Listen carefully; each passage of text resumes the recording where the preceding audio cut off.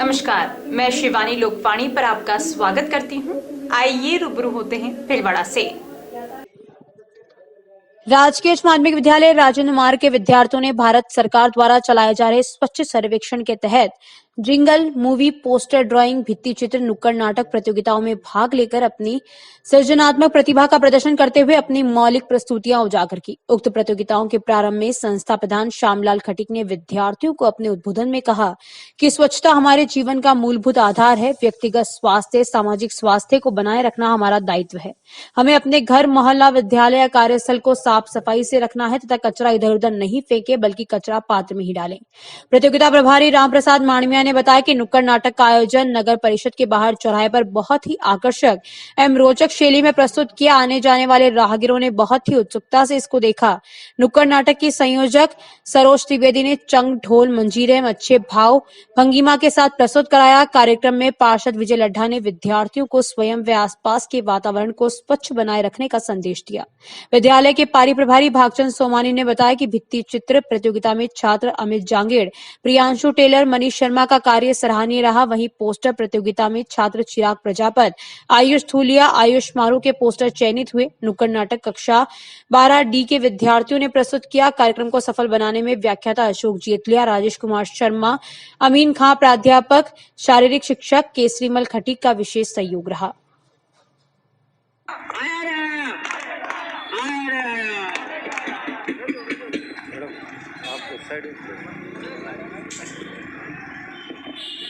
हम सब राजेंद्र मार्ग विद्यालय के छात्र हैं। आज हम आप सबके सामने स्वच्छता पर आधारित एक नुक्कड़ नाटक पेश करने जा रहे हैं। कृपया नाटक को ध्यान पूर्वक देखें और उसका आनंद उठावें। बजाओ ताली।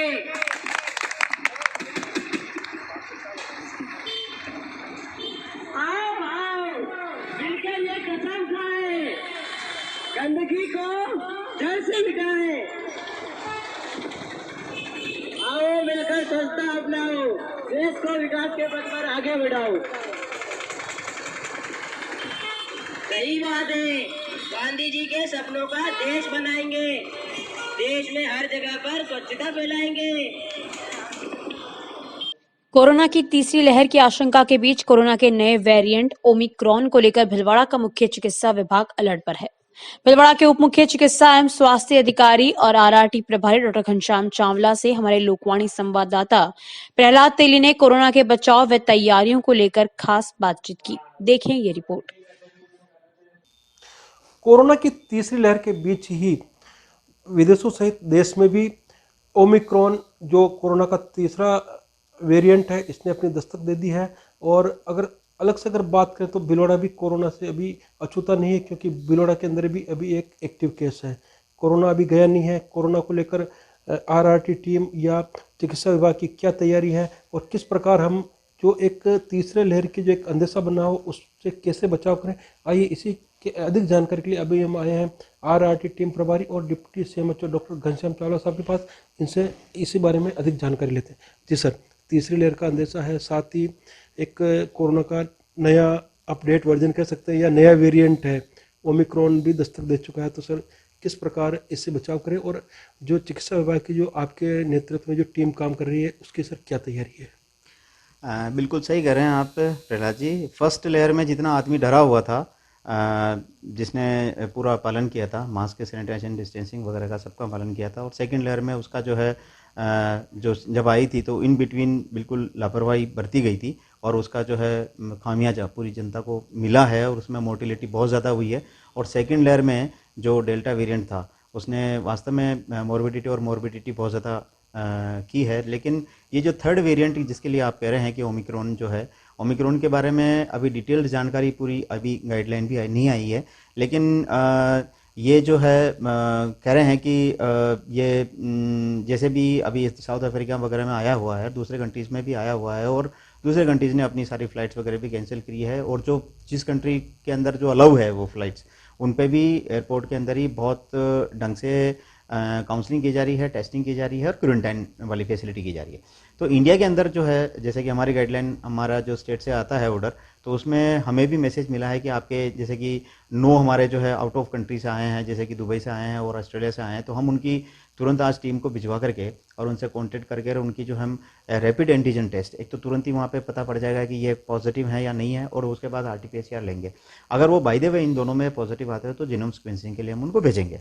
तो ये एक गाइडलाइन है और ये हमारी तैयारी है। और हमारे RRT टीम में हमारा जो 11 ब्लॉक है, सभी ब्लॉक में PSC वाइज RRT टीम बनी हुई है, तो सभी ब्लॉक सीएमएचओ को हमने निर्देश दे दिए हैं कि यहाँ पे जाकर के, और जैसे भी अगर आपको सूचना मिलती है, और सूचना के साथ साथ जहाँ पे भी हमने रैंडम सैम्पलिंग के लिए हमने उनको बोला है, रैंडम सैम्पलिंग में क्राउडेड और मैरिज या और कोई रैली वगैरह निकल रही है, हालांकि सरकार ने इस पर प्रतिबंध किया है, और जहाँ स्कूल खुले हुए हैं वहाँ पर जाकर के बच्चों की रैंडम सैम्पलिंग करें। और स्कूल के टीचर्स वगैरह को भी हमने ताकीद किया है कि अगर किसी बच्चे को URI के सिम्टम्स आते हैं, सर्दी जुकाम बुखार के हैं, तो वो उनको स्कूल ना भेजें जब तक वो प्योर कम्प्लीटली ठीक नहीं हो जाए। और सबसे बड़ी बात यह है कि एक्चुअली अनइम्यूनाइज्ड हैं बच्चे, और ये स्कूल बच्चे जिनको एक भी वैक्सीन नहीं लगा है कोरोना का, तो उनमें सबसे ज़्यादा खतरा पैदा हो गया। और जो हम अबव जो 18 जिनको भी फर्स्ट और सेकंड डोज चाहे कोवैक्सीन या कोविशील्ड लगी है, तो उनको हम इस चैनल के माध्यम से ये अपील करना चाहते हैं कि प्लीज़ अगर आपका एक फर्स्ट डोज नहीं लगा तो तुरंत लगवाइए, और फर्स्ट डोज लगने के बाद अगर आपने सेकंड डोज मिस कर दिया तो उसको तुरंत लगवाइए, क्योंकि फर्स्ट डोज जो है हमारा अप्रोक्सीमेटली 90% हमने अचीव किया है भीलवाड़ा का, और 88% अचीव कर लिया है, लगभग हम कर लेंगे इसको 90, और हम तो ये चाहते हैं कि 100% करें। लेकिन जो सेकंड जो हमारा डोज है उसका गैप जो है वो 54% हमारा हुआ है, तो हम ये चाहते हैं कि इसको भी फर्स्ट डोज के बराबर होना चाहिए, लगना चाहिए। और बहुत सी पब्लिक जो है नहीं आ रहे हैं वैक्सीन के लगाने, मतलब इतनी ज़्यादा पब्लिसिटी IEC होने के बावजूद भी नहीं आ रही है। और एक प्रोग्राम जो हमारा घर घर दस्तक जो चल रहा है, उसमें हमारा सारे वर्कर जो हैं आशा ANM और डॉक्टर्स जाकर के उनको जो है घरों में कह रहे हैं कि भाई प्लीज़ आप ये आपका जो रिमेनिंग जो वैक्सीनेशन का जो डोज है उसको लगवाइए। और इसको हम अचीव भी कर रहे हैं, और हम बस यही है कि लोगों की मदद के लिए हम चिकित्सा डिपार्टमेंट और प्रशासन जो लगा हुआ है, एक्चुअली क्या है कि जनता इसको समझे, और हम घर घर दस्तक का मतलब हम घर घर जा कर के अगर आपका वैक्सीन लगा रहे हैं। पहले एक टाइम था जब वैक्सीन इसकी लाइन लगती थी, आपका मैसेज आया कि नहीं आया, उसका स्लॉट मिला कि नहीं मिला, वो सारी बहुत प्रॉब्लम थी। अब कंडीशन ये है कि लोग इम्यूनाइज्ड हो जाएं कम्प्लीटली, तो हम घर घर जा करके उनको दस्तक दे करके और उनके वैक्सीन लगा रहे हैं। तो हम इसको पूरा अचीव करेंगे, हमें सहयोग की भी ज़रूरत है। और साथ में अपेक्षा ये है कि जो है आप मास्क लगाइए, सबसे बड़ी वैक्सीन जो है मास्क है, क्योंकि जो वायरस है वो नाक के द्वारा या मुंह के द्वारा ही आपके अंदर गले में जाकर के और फेफड़ों में पहुंचता है। तो मास्क अगर लगेगा और तो आप बिल्कुल प्रोटेक्ट हैं। और जहाँ पे भी भीड़ भड़के में जा रहे हैं, मार्केट में जा रहे हैं, बाहर निकल रहे हैं घर से, तो प्लीज़ प्लीज़ प्लीज़ आप मास्क का यूज़ करें, और सोशल डिस्टेंसिंग और सैनिटाइजेशन का तो यूज़ करना ही है। और आस पड़ोस में आपके कहीं से भी कोई बाहर से व्यक्ति आता है, चाहे वो अलग राज्य से आ रहा हो या अलग देश से आ रहा हो, तो तुरंत सूचना चिकित्सा विभाग को दें, ताकि हम अपनी जो है एक्टिविटी पूरी कर सकें।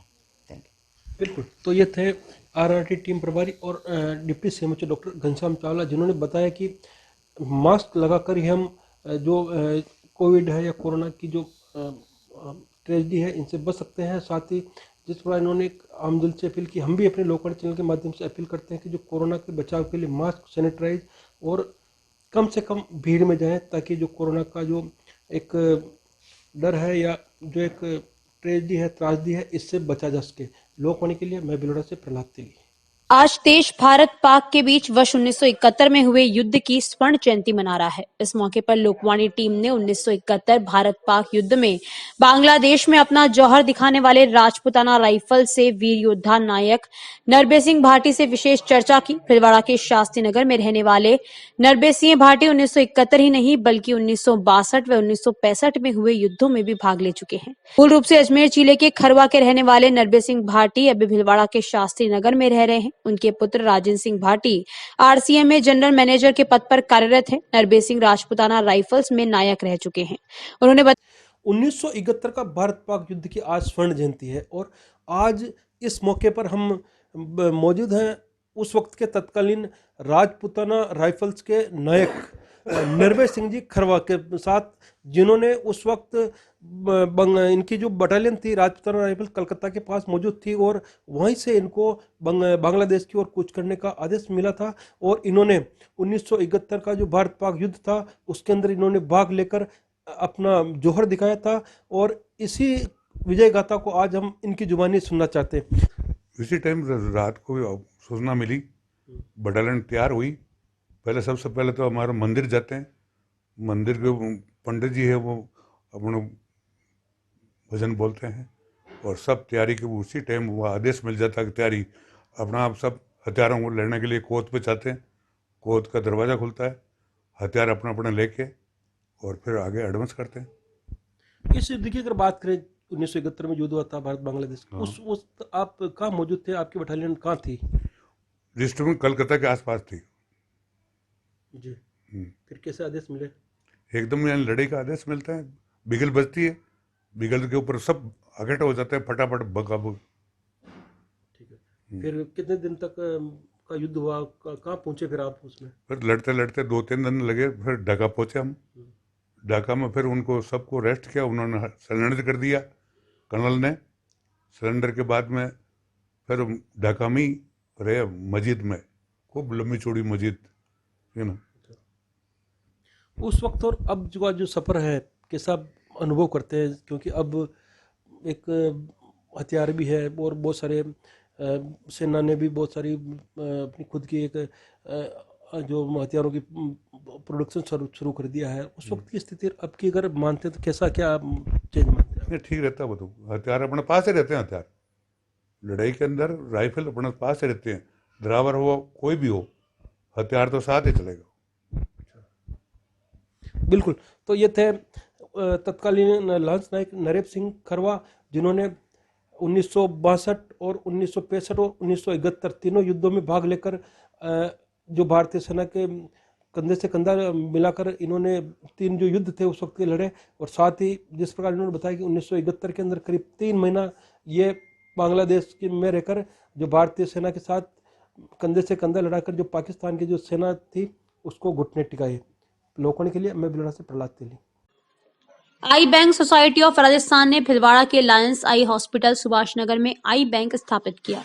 क्लब के सचिव अतुल पारिक ने बताया कि मुख्य अतिथि विधायक पीटर शंकर अवस्थी, विशिष्ट अतिथि सीएमएचओ डॉक्टर मुश्ताक खान, उषा बापना एवं गोविंद कुरवानी थे।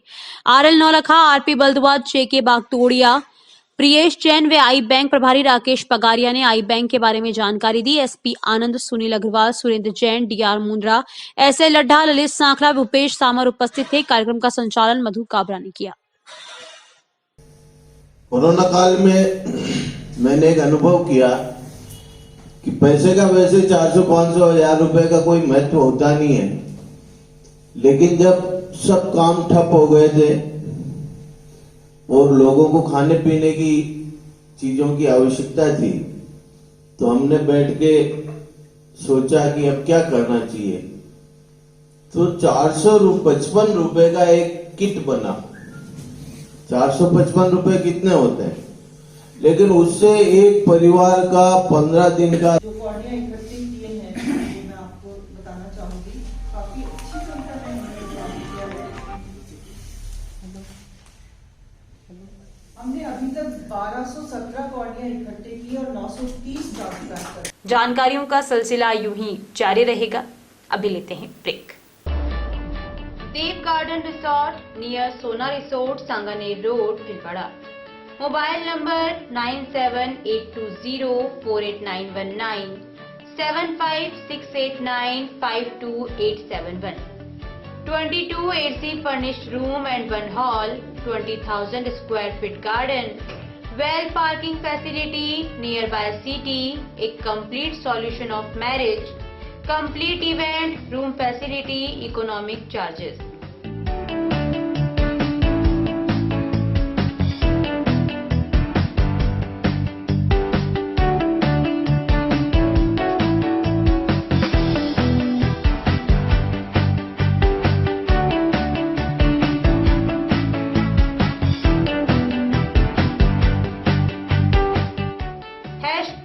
Multi cuisine family restaurant, Indian food, Italian food, lunch, snacks, Chinese fast food, breakfast, dinner, Punjabi food. आवश्यकता है डोर टू डोर मार्केटिंग हेतु युवक युवतियों की।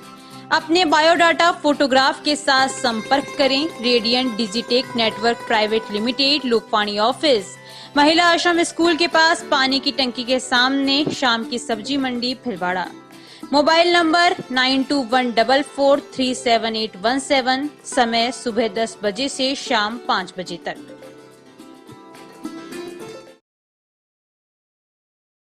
श्री गणेश उत्सव सेवा समिति के माह के निःशुल्क शिविर। पाइल्स पगंदर शिविर 15 से 21 तारीख। समय प्रातः 8 से 2 बजे तक। स्थान आयुष चिकित्सालय MGH परिसर, भिलवाड़ा। परामर्श doctor GL Sharma, doctor Anurag Sharma. Corona जानकारी एवं काढ़ा वितरण हर माह 19 से 23 तारीख। समय प्रातः 8 से 2 बजे तक। स्थान आयुष चिकित्सालय। परामर्श डॉक्टर अनुराग शर्मा, डॉक्टर मोहिनी मीणा। योग प्राणायाम शिविर हर माह 21 तारीख। समय प्रातः 7 बजे। स्थान सीताराम धर्मशाला MGH परिषद, भिलवाड़ा। परामर्श doctor Umashankar Sharma.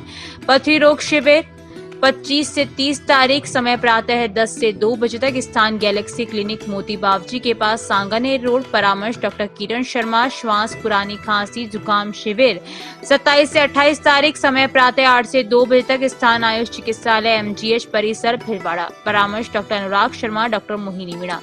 Post covid शिविर 29 व 30 तारीख। समय प्रातः 8 से 2 बजे तक। स्थान आयुष चिकित्सालय MGH परिसर, भिलवाड़ा। परामर्श doctor Anurag Sharma, doctor Mohini Meena. Sugar, घुटना दर्द, एक्यूप्रेशर शिविर हर रविवार। स्थान अपना घर वृद्धाश्रम, RC व्यास कॉलोनी, भिलवाड़ा। समय प्रातः 9 से 11 बजे तक। परामर्श doctor SN Nuwal, Subhash Garg. Break के बाद एक बार फिर आपका स्वागत। आइए देखते हैं कुछ अन्य जानकारियां। राजकीय उच्च माध्यमिक विद्यालय सुभाष नगर के स्काउट, इको क्लब एवं करुणा क्लब सदस्यों ने सांप्रदायिक सद्भाव अभियान के तहत सांप्रदायिक एवं अन्य हिंसा में निराश्रित हुए बच्चों के लिए अभियान चलाकर स्वैच्छिक रूप से दान पात्र में राशि दान करने हेतु प्रेरित किया, जिसमें विद्यालय के छात्र छात्राओं ने खुले मन से अपनी जेब खर्च से छोटी छोटी राशि का दान किया। इको क्लब करुणा क्लब सदस्यों एवं प्रभारी के सामने प्रधानाचार्य उर्मिला जोशी ने दान पेटिका खोलकर राशि की गिनती करवाई तथा कहा कि बालकों द्वारा अपनी जेब खर्च से छोटी छोटी राशि दान करना उनमें पीड़ित मानवता के प्रति दया भाव एवं सांप्रदायिक सद्भावना को प्रदर्शित करता है। स्काउट एवं करुणा क्लब प्रभारी प्रेम शंकर जोशी के अनुसार प्राप्त सहयोग राशि 1463 रुपए गृह मंत्रालय के अधीन भारत सरकार के स्वायत्त निकाय राष्ट्रीय सांप्रदायिक सद्भाव प्रतिष्ठान दिल्ली को ड्राफ्ट द्वारा भेजी जाएगी।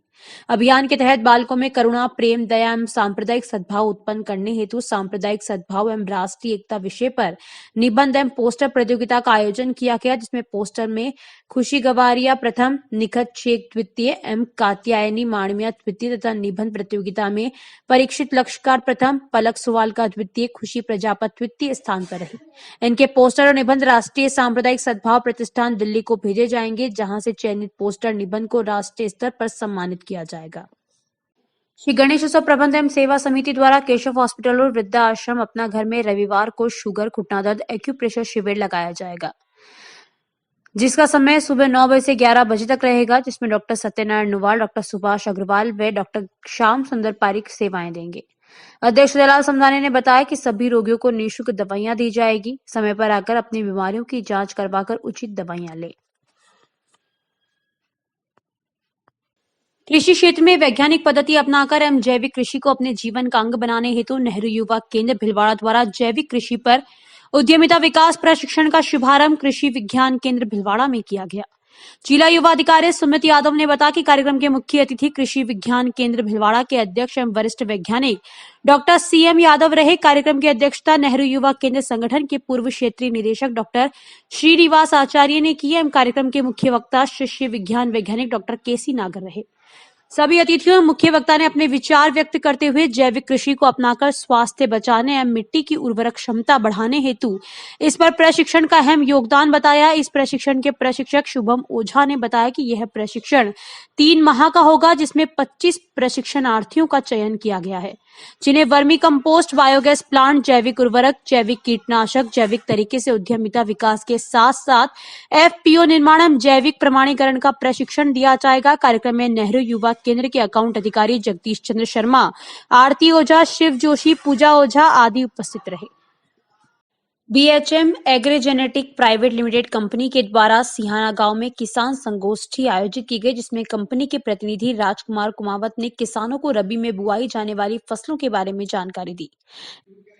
विकलांग हेल्पलाइन संस्थान के तत्वावधान में विश्व विकलांग दिवस पर सेठ मुरलीधर मानसिंह गर्ल्स स्कूल भिलवाड़ा में आयोजित सहायता समारोह मुख्य अतिथि रामपाल सोनी, निरंकारी संत जगपाल सिंह राणावत, पूर्व सभापति मंजू पोखरना के दीप प्रज्वलन के साथ शुरू हुआ। मुख्य अतिथि रामपाल सोनी ने अपने उद्बोधन में कहा कि निशक्त जनों की सेवा करना ही सच्ची सेवा है। निशक्त जनों की सहायता में अगर किसी प्रकार के सहयोग की अपेक्षा हो, उसके लिए मैं सदैव तत्पर रहूंगा। निशक्त जनों की सहायता कर उन्हें रोजगार से जोड़कर उन्हें समाज में उचित स्थान दिलाने का कार्य पुनित कार्य है। कार्यक्रम की अध्यक्षता करते हुए गोपाल चरण बनेड़ा ने कहा कि सहायता के माध्यम से ही निशक्त जनों को समाज की मुख्य धारा से जोड़ना चाहिए।